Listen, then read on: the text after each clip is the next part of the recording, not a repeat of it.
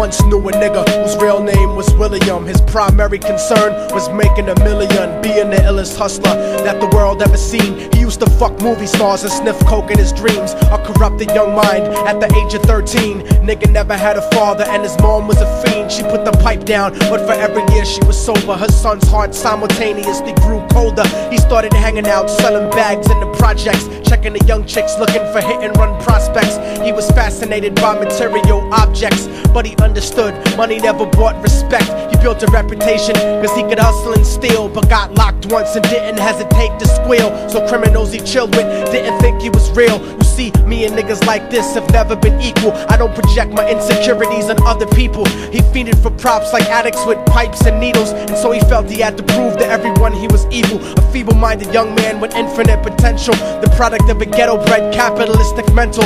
Coincidentally dropped out of school to sell weed, dancing with the devil, smoked until his eyes would bleed. But he was sick of selling trees and gave in to his greed.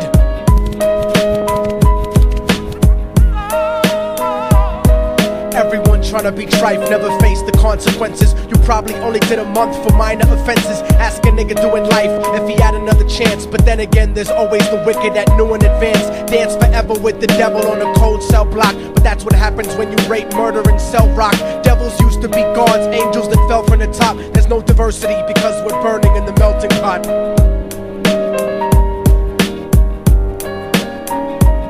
So Billy started robbing niggas, anything he could do to get his respect back in the eyes of his crew. Starting fights over little shit up on the block. Stepped up to selling mothers and brothers the crack rock. Working overtime, making money for the crack spot. Hit the jackpot and wanted to move up to cocaine, fulfilling the Scarface fantasy stuck in his brain. Tired of the block niggas treating him the same.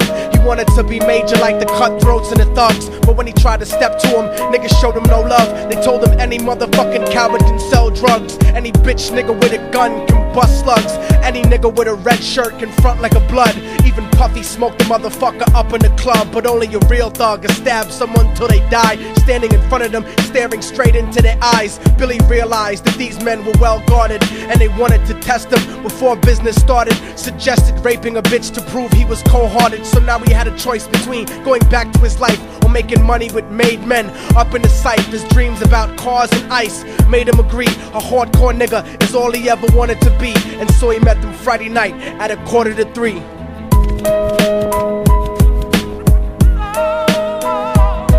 Everyone trying to be trife never faced the consequences. You probably only did a month for minor offenses. Ask a nigga doing life if he had another chance. But then again, there's always the wicked that knew in advance. Dance forever with the devil on a cold cell block. But that's what happens when you rape, murder, and sell rock.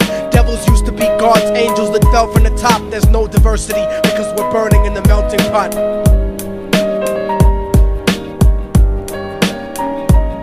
They drove around the project slow while it was raining, smoking blunts, drinking and joking for entertainment, until they saw a woman on the street walking alone, 3 in the morning, coming back from work on her way home. And so they quietly got out the car and followed her. Walking through the projects, the darkness swallowed her. They wrapped her shirt around their head and knocked her onto the floor. This is it, kid, now you got your chance to be raw. So Billy yoked her up and grabbed the chick by the hair and dragged her into a lobby that had nobody there. She struggled hard, but they forced her to go up the stairs. They got to the roof and then held her down on the ground, screaming, "Shut the fuck up and stop moving around." The shirt covered her face, but she screamed and clawed. So Billy stomped on the bitch till he broke in her jaw. Them dirty bastards knew exactly what they were doing. They kicked her until they cracked her ribs and she stopped moving. Blood leaking through the cloth, she cried silently.